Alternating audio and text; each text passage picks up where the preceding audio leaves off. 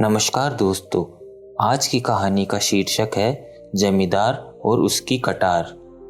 सेठ गिरधारी लाल रायपुर गांव का जमींदार था।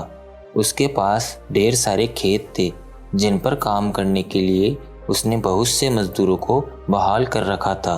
वह कंजूस था, लेकिन धन जमा करने वाला सामान्य कंजूस नहीं, बल्कि धन खर्च करते समय उसे कंजूसी करने में बड़ा मजा आता था।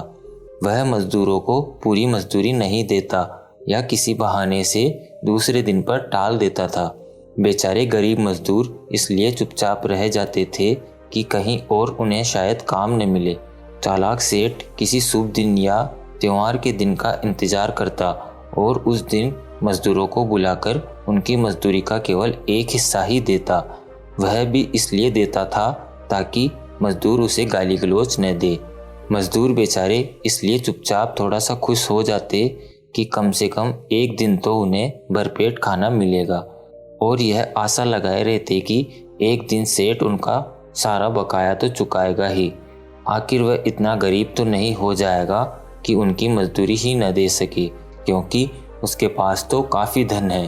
एक दिन गिरधारी लाल शहर के माहवारी हाट में मवेशी खरीदने गया, क्योंकि उसकी गाय अब उतना दूध नहीं दे रही थी जो सबके लिए काफ़ी हो। बाजार में उसने 2 गायों को पसंद किया और मोलभाव कर दाम तय कर लिया। अचानक उसे याद आया कि पैसों की उसकी मखमली थैली घर पर छूट गई। अब वह दुविधा में पड़ गया। वह सौदे को हाथ से जाने नहीं देना चाहता था। वह जानता था कि मवेशी का सौदागर कल तक इंतजार नहीं करेगा और किसी के हाथ गाय को बेच देगा। उसने सोचा कि उसे किसी न किसी तरह पैसों का जुगाड़ वहीं करना होगा ताकि उसी दिन गायों को घर ले जा सके। गिरधारी लाल किसी महाजन की तलाश करने लगा। बाजार के पास ही उसे एक महाजन मिल गया, लेकिन किसी जमानत या सुरक्षा के बिना उधार देने को तैयार न था।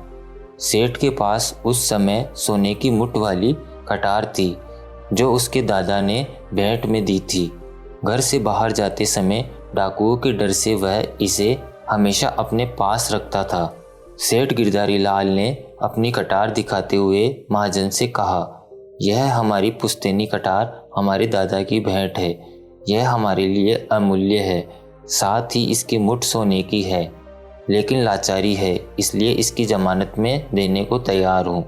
महाजन कटार की जमानत पर उसकी ज़रूरत पर ऋण देने को तैयार हो गया। गिरधारी लाल ऋण लेकर और कुछ दिनों में ऋण लौटाकर कटार वापस ले जाने का वादा करके बाजार चला गया और उन गायों को खरीदकर उन्हें एक युवक की सहायता से अपने गांव ले आया। गिरधारी लाल कई सप्ताह बल्कि कई महीनों तक महाजन को ऋण चुकाने नहीं गया। महाजन धीरज के साथ इंतजार करता रहा और सोचता रहा कि सोने की मुठ वाली कटार का क्या करे। क्या उसे बेचकर सूद के साथ ऋण का पैसा वसूल कर ले, लेकिन महाजन से कटार कौन लेगा? उल्टा कोई देख लेगा तो जितने लोग उतनी तरह की बातें बनाएंगे और उसकी प्रतिष्ठा धूल में मिल जाएगी।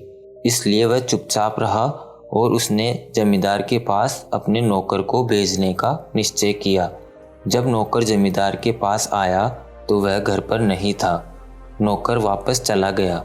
कुछ दिन बाद उसे फिर जमींदार के पास भेजा गया, किंतु इस बार भी वह जमींदार से नहीं मिल पाया, क्योंकि यह बीमार होने के कारण सो रहा था। जमींदार के नौकरों ने महाजन के नौकर को वापस भेज दिया। महाजन इस आशा से कि जमींदार मेरे नौकर के जाने का संदेश पाकर ऋण लौटाने के लिए स्वयं आ जाएगा, कुछ और दिनों तक धैर्यपूर्वक सब सहता रहा। उसके बाद निराश होकर उसने एक योजना बनाई। अब अगली बार नाई सुखाराम उसके बाल काटने आया तब उसने उसे सारी कहानी बता दी और साथ में यह भी कहा कि कटार कहीं गायब हो गई है।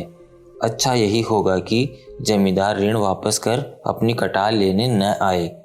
महाजन जानता था कि नाई खबर फैलाने में माहिर होते हैं और उनके द्वारा शीघ्र ही यह खबर सब तक पहुंच जाएगी कि जमींदार ने ऋण अभी तक नहीं चुकाया है और महाजन को जमानत में दी हुई उसकी सोने की मठ वाली कटार गायब हो गई है। सचमुच हुआ भी ऐसा ही। यह खबर आसपास के गांवों में सब जगह फैल गई। जब वह नाई बाल काटने के लिए जमींदार के घर आया तब उसने यह खबर उसे भी सुनाई। गिरधारी लाल को अब तक इस बात पर शर्म महसूस नहीं हुई थी कि उसने महाजन का ऋण नहीं चुकाया, क्योंकि इस रहस्य को उसके अलावा कोई नहीं जानता था। लेकिन अब उसने अनुमान लगाया कि बहुत से ग्रामीणों को उसके ऋण के बारे में पता लग गया होगा।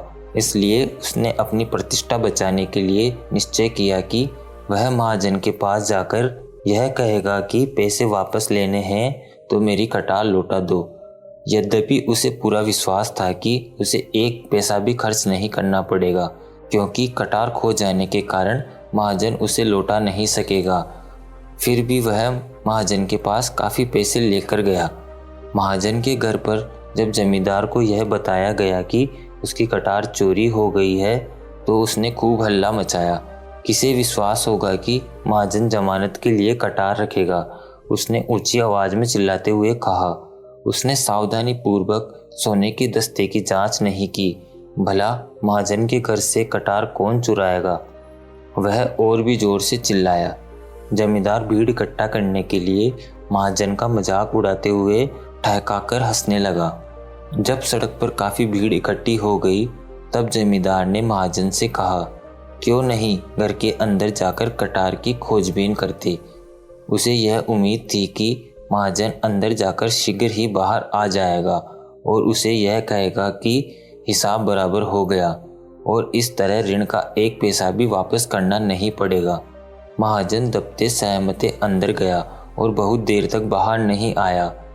गिरधारी लाल बार बार अपनी मखमली थैली निकालकर दिखा रहा था, जिससे भीड़ को यह विश्वास हो जाए कि यह ऋण के पैसे ईमानदारी से वापस लौटाना चाहता है। वह इस प्रकार अपनी खोई प्रतिष्ठा को पुनः जमाना चाहता था। अचानक महाजन अंदर से आते हुए बोला, सेठ जी, आपकी कटार मिल गई। यह रही। मैंने इसे सुरक्षित रूप से रख दी थी, लेकिन कहाँ रखी थी यह मैं भूल गया था। क्या अब आप मेरा ऋण लौटा देंगे जो बहुत दिनों से बकाया पड़ा था। उसने भीड़ को सुनाते हुए आखिरी शब्दों पर जोर देते हुए कहा। गिरधारी लाल को लाचार होकर सूद सहित ऋण के सारे पैसे भुगतान करने पड़े। लोगों ने देखा कि वह ऋण चुकाने के बाद सिर नीचे किए जाने लगा। भीड़ के लोग छी छी कह रहे थे, लेकिन उसने सिर उठाकर किसी को नहीं देखा। गिरधारी लाल को एक सीख मिल गई थी।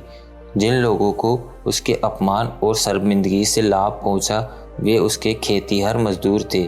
उन्हें अब समय पर पूरी मजदूरी मिलती थी। आपको ये कहानी कैसी लगी नीचे कमेंट कर हमें बताइएगा। अगर आपको ये कहानी पसंद आई हो तो अपने दोस्तों के साथ ज़रूर शेयर करें और ऐसी ही प्यारी कहानियाँ सुनने के लिए हमारे YouTube चैनल को सब्सक्राइब करें। धन्यवाद।